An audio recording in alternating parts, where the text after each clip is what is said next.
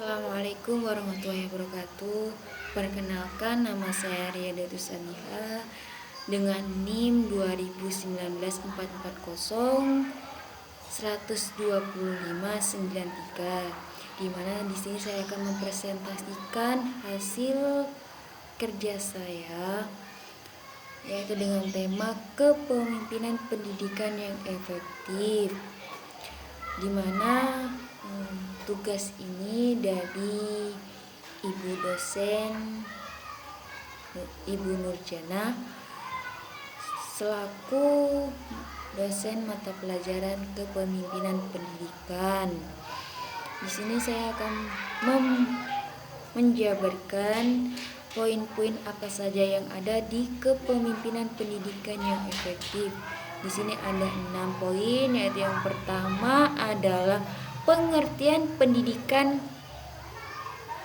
kepemimpinan pendidikan, yang kedua yaitu efektivitas kepemimpinan, dan yang ketiga yaitu kepemimpinan pendidikan yang efektif, dan yang keempat yaitu fungsi kepemimpinan pendidikan, dan yang kelima yaitu konsep sekolah yang efektif, dan yang keenam adalah nilai-nilai dalam kepemimpinan yang efektif. Dan selanjutnya yaitu yang pertama, pengertian pendidikan kepemimpinan pendidikan. Menurut Robbins 1991, kepemimpinan adalah kemampuan mempengaruhi kelompok anggota agar bekerja mencapai tujuan dan sarana. Dan ada lagi menurut Toha 1992 menyatakan bahwa kepemimpinan adalah kegiatan mempengaruhi perilaku orang lain atau seni mempengaruhi perilaku orang lain atau seni mempengaruhi perilaku manusia, baik perorangan maupun kelompok.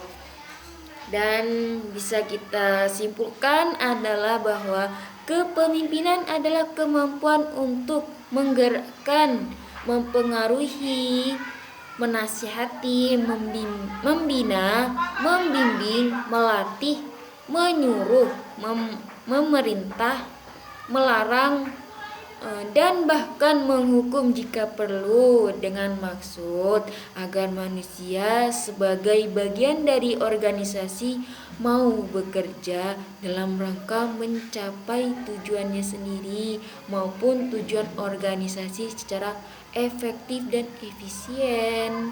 Dan yang kedua adalah efektivitas kepemimpinan, di mana efektivitas dapat dikatakan sebagai keberhasilan pencapaian tujuan organisasi dari dua sudut pandang.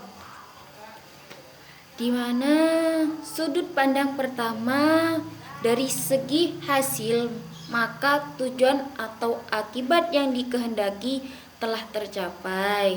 Dan sudut pandang yang kedua yaitu dari segi usaha yang telah ditempuh atau dilaksanakan telah tercapai sesuai dengan apa yang telah ditentukan. Dan ada beberapa yang mempengaruhi efektivitas pemimpin dalam kepemimpinan, yaitu yang pertama kepribadian, di mana pengalaman masa lalu dan harapan pemimpin. Hal ini mencakup nilai-nilai, latar belakang, dan pengalamannya akan mempengaruhi pilihan akan gaya kepemimpinannya. Dan yang kedua adalah pengharapan dan perilaku atasan, di mana bawahan akan mencontoh atau mengikuti tingkah laku atasannya sendiri. Jika atasannya tidak menghargai bawahan, tidak menghargai usaha bawahan, bawahan tidak akan menghargai atasan tersebut juga. Dan yang ketiga adalah karakteristik, di mana harapan dan perilaku bawahan mempengaruhi terhadap gaya kepemimpinan manajer. Sama, ada termasuk timbal balik juga, bahwa bawahan juga mempengaruhi gaya kepemimpinan tersebut. Dan yang keempat adalah kebutuhan tugas. Setiap tugas bawahan juga mempengaruhi gaya pemimpin, di mana bawahan tidak melaksanakan tugasnya tersebut, pemimpin juga akan lalai dalam tugasnya juga, seperti itu. Dan yang kelima, iklim dan kebijakan organisasi mempengaruhi harapan dan perilaku bawahan. Dan yang keenam yaitu harapan dan perilaku rekan atau lingkungan kita. Dan yang ketiga yaitu kepemimpinan pendidikan yang efektif, di mana seorang pemimpin pemimpin lembaga pendidikan harus dapat mempengaruhi, mendorong, mengajak, menuntun, menggerakkan, dan kalau perlu memaksa orang lain agar ia menerima pengaruh selanjutnya,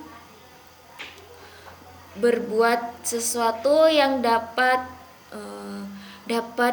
membantu mencapai suatu maksud atau tujuan tertentu. Dan pemimpin lembaga pendidikan bertanggung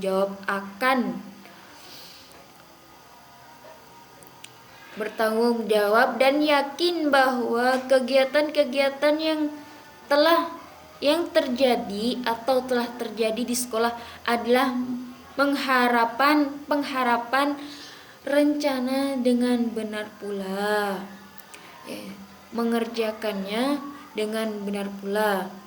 Oleh karena itu, visi dan misi sekolah harus dipahami terlebih dahulu sebelum menjadi titik tolak prediksi dan sebelum disosialisasikan. Hanya dengan itu, kepala sekolah dapat membuat prediksi dan merancang langkah antisipasi yang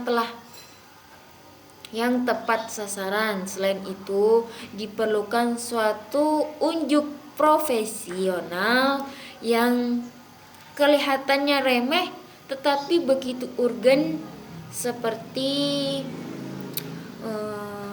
keprofesionalan guru dalam mengajar mata pelajaran yang akan diajarkan kepada siswa tersebut, seperti itu.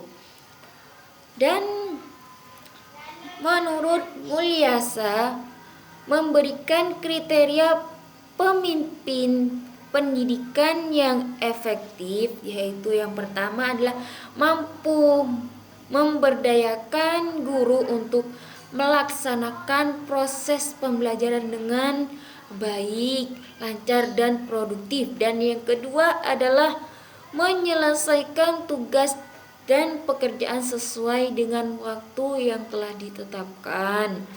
Dan yang ketiga yaitu menjalin hubungan yang harmonis dengan masyarakat sehingga dapat melibatkan mereka secara aktif dalam rangka mewujudkan tujuan pendidikan. Dan yang keempat adalah menerapkan prinsip kepemimpinan yang sesuai dengan tingkat kedewasaan guru dan pegawai di pendidikan.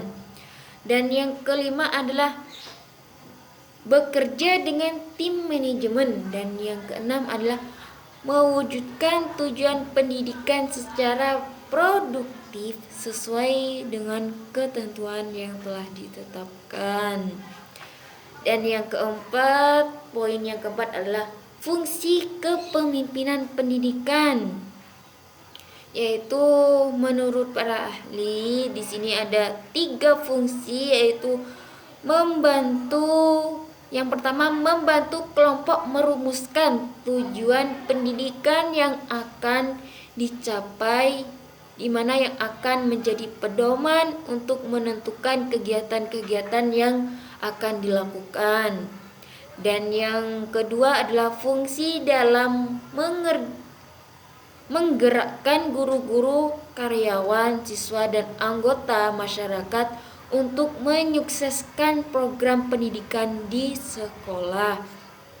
Dan yang ketiga yaitu menciptakan sekolah sebagai suatu lingkungan kerja yang harmonis, sehat, dinamis, dan nyaman sehingga segenap anggota dapat bekerja dengan penuh produktivitas, akan memperoleh kepuasan kerja yang tinggi.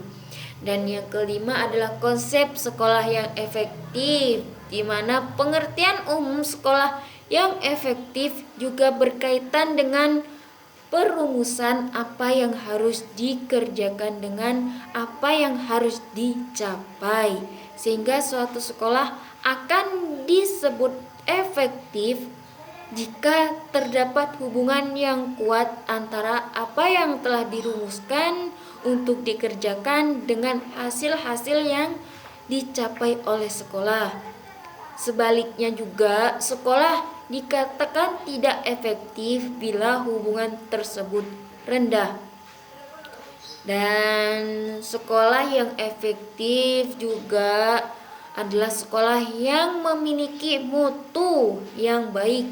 Artinya bahwa mutu siswa yang dihasilkan oleh sekolah itu mempunyai kemampuan dan keterampilan sesuai dengan tuntunan dan keinginan masyarakat dan menjawab tantangan moral, mental, dan perkembangan ilmu serta teknologi. Dan menurut beberapa ilmuwan menyebutkan ada 5 ciri-ciri sekolah efektif, yaitu yang pertama di mana kepemimpinan kepala sekolah yang efektif. Dan yang kedua yaitu iklim sekolah yang aman dan kondusif. Dan yang ketiga adalah penekanan pada penugasan kecakapan dasar. Dan yang keempat adalah harapan guru yang tinggi terhadap hasil belajar siswa. Dan yang kelima adalah evaluasi belajar secara teratur. Dan yang terakhir adalah yang F atau yang ke-6 adalah nilai-nilai Islam dalam kepemimpinan efektif, yaitu yang pertama ada cerdas, dan yang kedua yaitu inisiatif, dan yang ketiga rela berkorban, dan yang keempat bertanggung jawab, dan yang kelima percaya diri. Dan yang keenam adalah empati, dan yang ketujuh efektif dan efisien, dan yang kedelapan adalah keteladanan, dan yang kesembilan terbuka. Dan dari kesimpulan yang sudah saya presentasikan atau saya terangkan tadi adalah kriteria pemimpin pendidikan yang efektif, yaitu yang pertama mampu memberdayakan guru untuk melaksanakan proses pembelajaran dengan baik, lancar, dan produktif. Dan yang kedua menyelesaikan tugas dan pekerjaan sesuai dengan waktu yang telah ditentukan. Dan yang ketiga menjalin hubungan yang harmonis dengan masyarakat sehingga dapat melibatkan mereka secara aktif dalam rangka mewujudkan tujuan pendidikan. Dan yang keempat adalah menerapkan prinsip kepemimpinan yang sesuai dengan tingkat kedewasaan guru dan pegawai di pendidikan. Dan yang kelima atau yang terakhir yaitu bekerja dengan tim manajemen.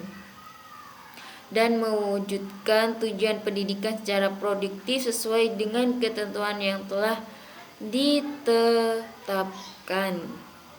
Itu saja yang bisa saya sampaikan. Kurang lebihnya mohon maaf yang sebesar-besarnya. Wabillahi taufiq wal hidayah. Wassalamualaikum warahmatullahi wabarakatuh.